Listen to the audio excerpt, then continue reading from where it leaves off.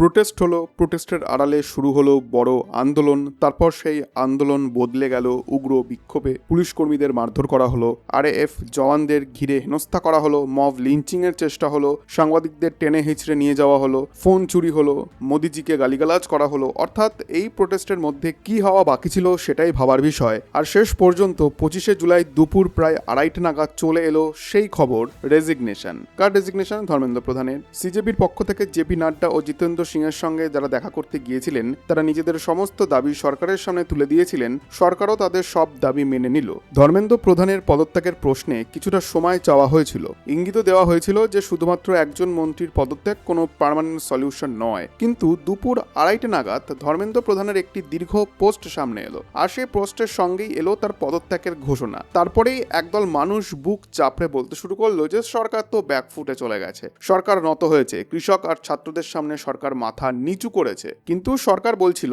যে আমরা নত হইনি, আমরা তাদের পাশে দাঁড়িয়েছি। নিজের দেশের অন্নদাতাদের পাশে দাঁড়ানো, নিজের দেশের ছাত্রছাত্রীদের পাশে দাঁড়ানোকে কখনো নত হওয়া বলা যায় না। কিন্তু আসল খেলাটা কোথায় হলো? আসল খেলা হলো যে ব্রাহ্মণ সমাজকে এই প্রোটেস্টে গালিগালাজ করা হচ্ছিল, যে আরএসএস কে ব্যান করার দাবি তোলা হচ্ছিল, যে হিন্দুদের ধর্মীয় বিশ্বাসকে অপমান করা হচ্ছিল, শেষ পর্যন্ত সেই শিক্ষা মন্ত্রকের অতিরিক্ত দায়িত্ব তুলে দেওয়া হলো আরেকজন ব্রাহ্মণ মুখের হাতে, প্রহ্লাদ যোশী। এখন সরকার সত্যিই ব্যাকফুটে চলে গেছে নাকি অত্যন্ত ঠান্ডা মাথায় একটা পলিটিক্যাল গেম খেলে দিয়েছে, সেটা আপনারাই ঠিক করুন। এবার দ্বিতীয় বিষয়টা আসা যাক। প্রোটেস্ট হয়ে গেছে, প্রোটেস্টের সঙ্গে অভিজিৎ দীপকের জয়ও হয়ে গেছে বলে ধরে নেওয়া হলো, উৎসব হয়েছে, অনেক উল্লাস হয়েছে। কিন্তু এই আনন্দের মধ্যেই দীপকে এমন একটি ভুল করে বসেছে যেটা আগামী দিনে তার জন্য বেশ ভারী হয়ে দাঁড়াতে পারে। আর ককরোচরাও সেই একই ভুল করেছে, কারণ তাদের কাছে দীপকে এখন হিরো। আর আলোচনা হবে ঠিক সেই ভুলটা নিয়েই। প্রথমে দীপকের প্রায় 27 থেকে 28 সেকেন্ডের একটি স্টেটমেন্ট শুনুন। ये पहला विकेट है, ये पहला विकेट है, यहां नहीं रुकेंगे, अब तो बस शुरुआत हुई है, अभी तो बस शुरुआत हुई है। और इस देश के युवा ने दिखा दिया है, अगर वो एक साथ आ जाए तो किसी को भी झुका सकती है, किसी का भी इस्तीफा ले सकती है।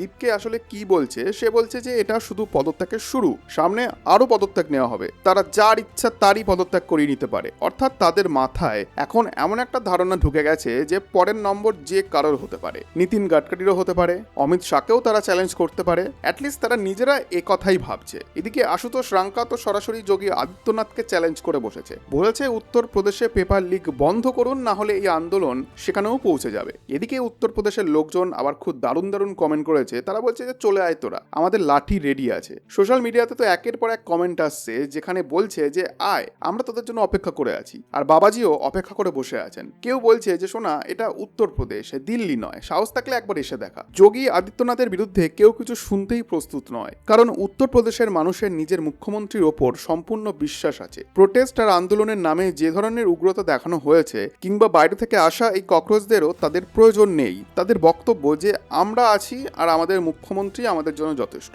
কিন্তু দীপকের আসল ভুলটা কোথায় হলো? ভুলটা হলো তার ওই পদত্যাগ সংক্রান্ত স্টেটমেন্টে। সে বলল আমরা যে কারোর পদত্যাগ করাতে পারি, এটা তো কেবল শুরু। এই ভাষা তার আত্মবিশ্বাসের ভাষা নয়। এখানে এখন কথা বলছে অহংকার, এখানে কথা বলছে ক্ষমতা পেয়ে মাথা ঘুরে যাওয়া ঘমান্ড। আর একটা কথা একেবারেই সত্য, যে অহংকার তো রাবণেরও টেকেনি। দীপকের উচিত ছিল এই জয়টাকে সম্মানে গ্রহণ করা, সে করেছে। সে ঔদ্ধত না দেখাতেই পারতো, বা ছাত্রদেরকে আরো উস্কে দিতে নাই বা পারতো। ছাত্রদের সঙ্গে উৎসব করা উচিত ছিল, সেটাও করেছে। কিন্তু বাড়তি উত্তেজনায় ওই একটি স্টেটমেন্ট দিয়ে সে নিজের জন্য সমস্যা তৈরি করে ফেলেছে।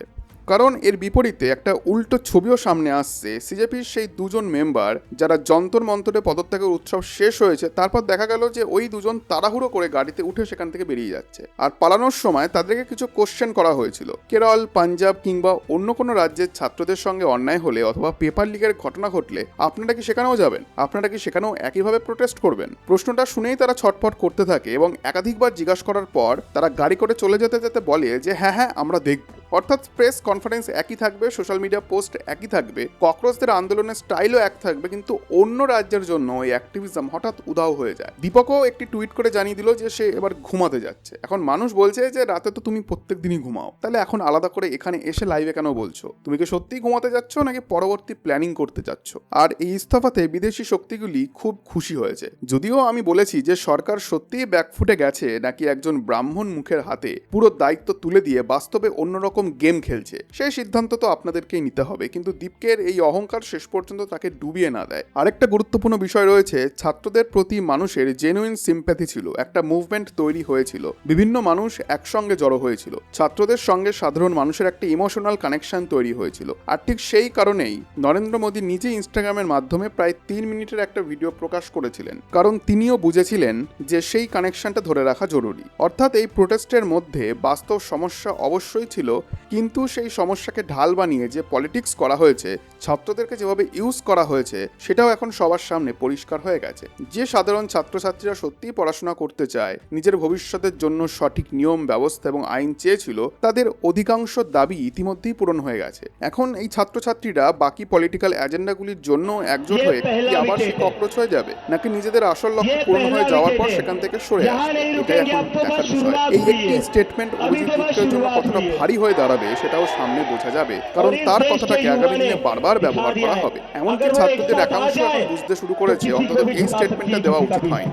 জয়ের আনন্দে মানুষের মাথা এতটা ঘুরে যাওয়াও ভালো লক্ষণ নয়। এখন তারা ভাবছে যে তারা যে কোনো সময় রিজিমকে চেঞ্জ করতে পারে, তাদের কাছে প্রচুর পাওয়ার রয়েছে মন্ত্রীকে চেঞ্জ করার, বাট সবকিছুরই একটা লিমিট থাকা দরকার, আর লিমিট যদি ক্রস করে তাহলে গভর্নমেন্টও তাদের 12টা বাজিয়ে দেবে। অন্যদিকে উত্তরপ্রদেশের মানুষ প্রশ্ন তুলছে, আশুতোষ রাঙ্কা যোগী আদিত্যনাথকে চ্যালেঞ্জ করার সাহস পায় কি করে? তারা কেরলে কেন যায় না, কর্ণাটকে কেন যায় না, পাঞ্জাবে কেন যায় না, অন্য কোনো রাজ্যে কেন একই রকম ভাবে আন্দোলন দেখা যায় না? চ্যালেঞ্জ করার জন্য বারবার দিল্লি, দেশের রাজধানী এবং উত্তরপ্রদেশকে বেছে নেওয়া হয়। এই ভুল তারা ইতিমধ্যেই করে ফেলেছে। এখন দেখার বিষয় যে অভিজিৎ দীপকে এই পরিস্থিতি থেকে কিভাবে বেরিয়ে আসে বা ড্যামেজ কন্ট্রোল করতে পারে। কিভাবে তারা এরপর প্রোটেস্ট করবে, রাস্তায় নেমে নাকি সোশ্যাল মিডিয়াতে, মানুষ এখন সেই উত্তরের অপেক্ষায় রয়েছে। এই পুরো ঘটনা নিয়ে আপনাদের মতামত কি, কমেন্ট সেকশনে অবশ্যই জানান। আর বাকি গুরুত্বপূর্ণ নিউজ আপডেট পেতে রয়েস ফেয়ার চ্যানেলটিকে এখনই সাবস্ক্রাইব করে নিন।